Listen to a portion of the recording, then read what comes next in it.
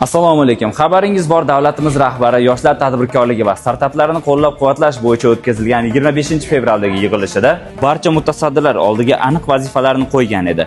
Ushbu topshiriqlar ijrosini ta'minlash maqsadida Andijon viloyati hokimi tashabbusi bilan mana shu noyob loyiha Bobur Arena 24/7 ko'chasi hayotga tatbiq etildi.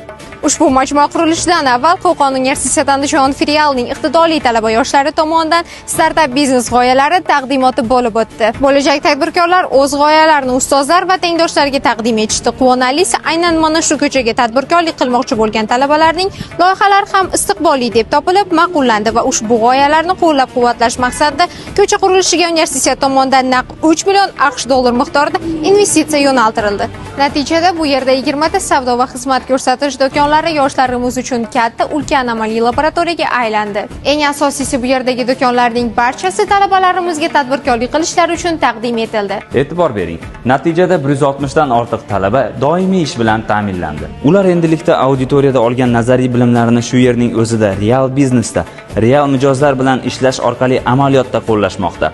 Marketing, moliyani boshqarish, biznes reja tuzish, bularning barchasini ular o'zlarining ilk startaplari orqali o'rganishmoqda. Hududning iqtisodiy salohiyatini oshirish va aholiga qulaylik yaratish maqsadida qo'shimcha 300 ming dollar evaziga mana shu muhtasham musiqali favvora barpo etildi.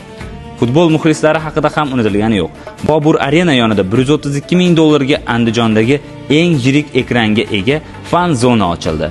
Bu butun shahar uchun haqiqiy bayram muhitini yaratmoqda. Hatto ispan marmeladlari, milliy brendlar va yirik restoranlarni o'z ichiga olgan bu ko'cha shunchaki savdo markazi emas. O'z kelajagingizni biz bilan Qo'qon universiteti Andijon filialida quring.